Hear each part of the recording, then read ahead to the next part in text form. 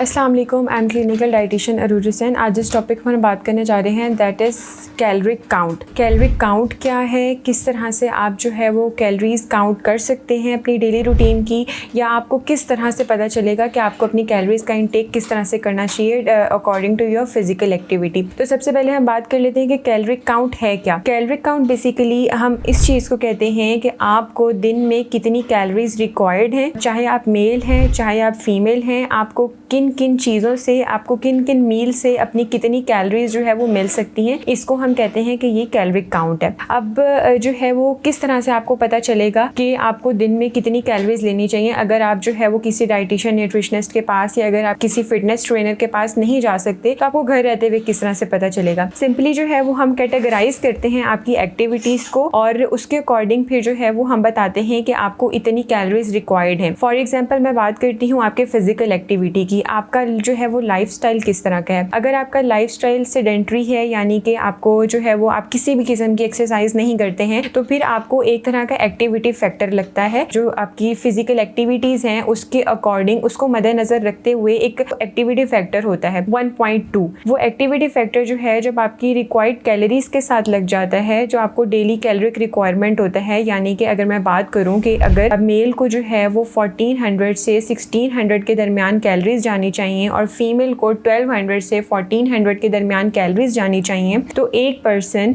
चाहे वो फीमेल है चाहे वो मेल है, उसका लाइफस्टाइल सेडेंटरी है, यानी कि वो कोई फिजिकल एक्टिविटी उसकी नहीं है, तो उसको 1.2 उसको जो है वो एक्टिविटी फैक्टर जाएगा, यानी कि हम जो इसकी रिक्वायर्ड कैलोरीज हैं उसके साथ हम 1.2 को मल्टीप्लाई कर देंगे। तो जब हम मल्टीप्लाई करेंगे तो जो हमारे पास रिजल्ट आएगा कैलोरीज का, उससे हमें पता चल जाएगा कि इसकी जो बॉडी की रिक्वायरमेंट है वो इतनी कैलोरीज की है, यानी कि इसके फिजिकल एक्टिविटी के हिसाब से हमें पता चल जाएगा कि इसको इतनी कैलोरीज जानी चाहिए। सेम अब मैं बात करूं कि एक ऐसा शख्स चाहे वो फीमेल है चाहे वो मेल है, उसकी फिजिकल एक्टिविटी जो है वो सेडेंटरी है, यानी कि वो थोड़ी बहुत अपनी जो रूटीन में एक्सरसाइज या वर्कआउट किसी भी तरह का करते हैं, चाहे वो जिम जाते हैं, चाहे वो जो है वो घर में किसी भी तरह का वर्कआउट करते हैं, चाहे वो जॉगिंग करते हैं, किसी भी किस्म का जो है वो वर्कआउट करते हैं, तो हम जो है वो उनका फिजिकल एक्टिविटी का जो फैक्टर है वो हम लगाएंगे 1.3, यानी कि वो जो है थोड़ी बहुत एक्टिविटीज अपनी रूटीन में कर रहे हैं, तो उसके साथ जो है जो उनकी जो रिक्वायर्ड कैलोरीज होंगी उनको हम मल्टीप्लाई कर देंगे 1.3 से, तो हमारी जो उनकी जो रिक्वायर्ड कैलोरीज हैं वो निकल आएंगी। सेम इसी तरह जो है उनकी जो बॉडी की रिक्वायरमेंट के लिहाज से उनकी कैलोरीज जो है वो बढ़ती जाएंगी, उनकी कैलोरीज का एडिशन होता जाएगा, चाहे वो 200 है चाहे वो 300 है चाहे वो 400 है, ठीक है। उसके अलावा हम बात करते हैं कि एक सी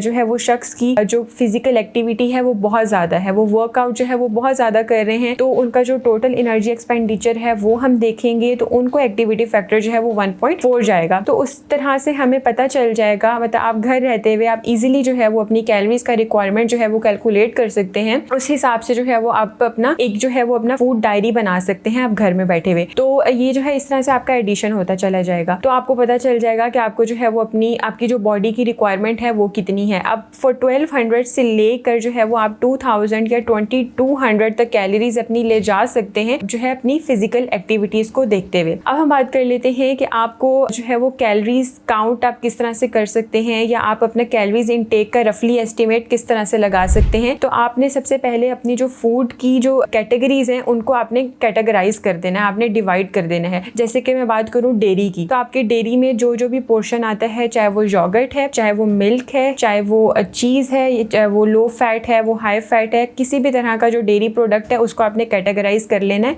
और उसमें जो है वो आपने एक रफली एस्टिमेट लगा देना है कि इसमें इतनी कैलोरीज होती हैं, आपको इतनी कैलोरीज जो है वो अपने मील के लिए रिक्वायर्ड है। सेकंड नंबर पे जो आपने कैटेगराइज कर देना है दैट इज ग्रेन। ग्रेन्स में जितना भी आप जो है वो, चाहे आप आटा ले रहे हैं, चाहे वो चक्की का आटा है, चाहे वो वाइट फ्लोर है, चाहे वो किसी भी तरह की जो है वो रेड बीन्स हैं, वो वाइट बीन्स हैं, वो चिक पीस है, किसी भी तरह का लेंटिल है, उसको आपने जो है वो ग्रेन्स के पोर्शन में ले आना है। अब हम बात कर लेते हैं फ्रूट्स की। तो फ्रूट्स में जितनी भी आपकी जो चीज़ें हैं वो आ जाएंगी, किसी भी तरह का वो फ्रूट है, चाहे वो उसका ग्लाइसेमिक इंडेक्स लो है चाहे वो उसका हाई है, आपने उसको जो है वो फ्रूट के पोर्शन में ले आना है और उसकी कैलोरीज को आपने कैटेगराइज कर देना है। और उसके बाद जो है वो हमारे पास आ जाता है वेजिटेबल, वेजिस का पोर्शन आ जाता है। सेम इसी तरह आपने वेजिस की कैलोरीज को जो है वो कैटेगराइज कर देना है। लास्ट पे हमारे पास जो है वो आ जाता है मीट एंड मीट सब्स्टिट्यूट, यानी कि आपके पास किसी भी तरह का जो है वो मीट है, चाहे वो लीन मीट है, चाहे वो स्किन मीट है, चाहे वो बोन है, चाहे वो बोनलेस है, है, चाहे वो ब्रेस्ट पीस है, किसी भी तरह का मीट है, आपने उसको कैटेगराइज कर लेना है और उसके सब्स्टिट्यूट को आपने साथ लिख देना है। अगर हम सब्स्टिट्यूट की बात करें तो मतलब इसका कोई भी जो है वो आपके पास अल्टरनेट आ सकता है, यानी कि अगर हम लेंटिल्स की बात करें, हम जो है वो दाल चना की बात करें, या हम रेड बीन्स की बात करें, या हम एग की बात करें, तो ऐसी चीज जो कि आपको मीट की बराबर कैलोरीज दे रही है या मीट के बराबर जो है वो आपको फायदा पहुंचा रही है, उसको हम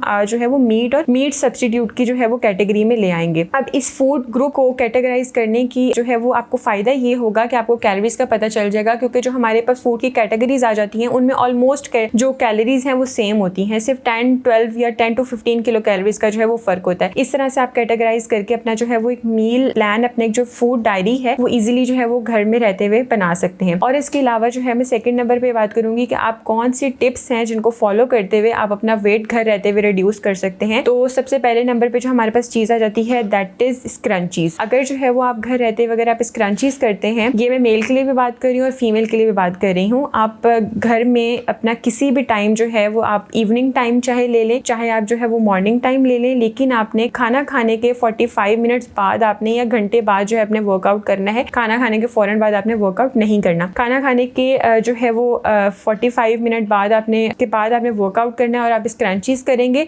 जो है वो एटलीस्ट 30 to 35 मिनट्स। उससे फैट रिड्यूस करने में, स्पेशली बेली फैट और थाई फैट रिड्यूस करने में आसानी होगी। उसके अलावा जो फीमेल्स के लिए जो बहुत अच्छी चीज़ है दैट इज स्किपिंग रॉप। अगर आप स्किपिंग रॉप करती हैं तो आपको जो है वो फर्टिलिटी को एनहांस करने में, फर्टिलिटी को बूस्ट करने में आसानी होगी। साथ ही साथ जो है वो आपका जो वो पीसीओज जो है, हमें हार्मोनल इम्बैलेंस की वजह से जो पीसीओज को हमें फेस करना पड़ता है, उसको भी ओवरकम करने में आसानी होगी। आज का टॉपिक हम यहाँ पर फाइंड अप करते हैं, मिलते हैं इंशाल्लाह नेक्स्ट वीडियो में। तब तक के लिए अल्लाह हाफिज़।